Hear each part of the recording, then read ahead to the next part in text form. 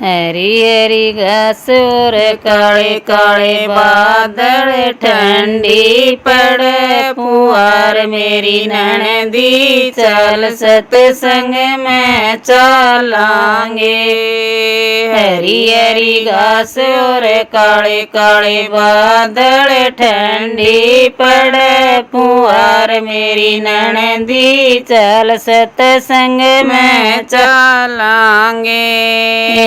धोली धोली गाँव रे गोरे गोरे बाछे, लंबी चरे लंगार मेरी ननदी, चल सत्संग में चलांगे।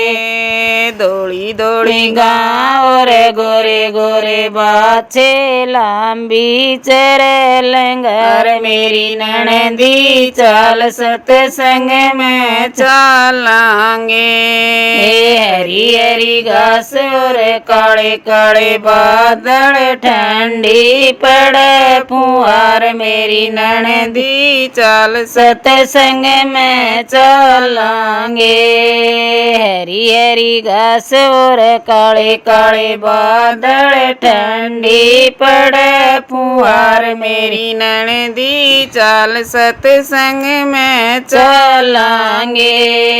मोर पपैये कोयल बोले, मोरा की गुण जार मेरी ननदी, चल सत्संग में चलांगे। मोर पपैये कोयल बोले, मोरा की गुण जार मेरी ननदी, चल सत्संग में चलांगे। हरी हरी घास और काले काले बादल, ठंडी पड़े फुहार मेरी ननदी, चल सत्संग में चलांगे।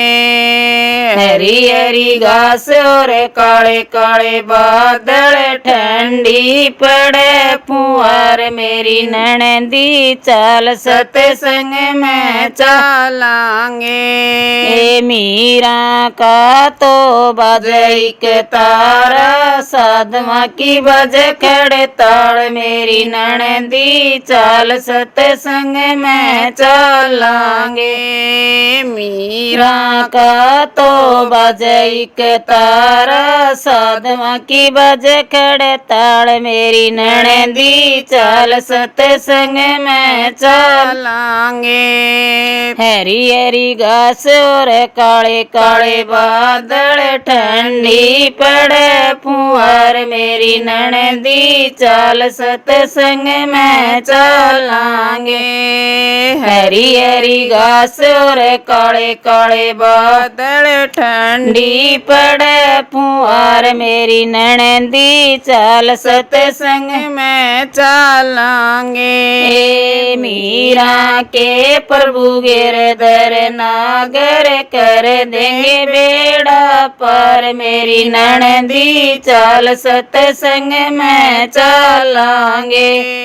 मीरा के प्रभु गिरधर नागर, कर देंगे बेड़ा पार मेरी ननदी, चल सत्संग में चलांगे। हरी हरी घास और काले काले बादल, ठंडी पड़े फुहार मेरी ननदी, चल सत्संग में चलांगे।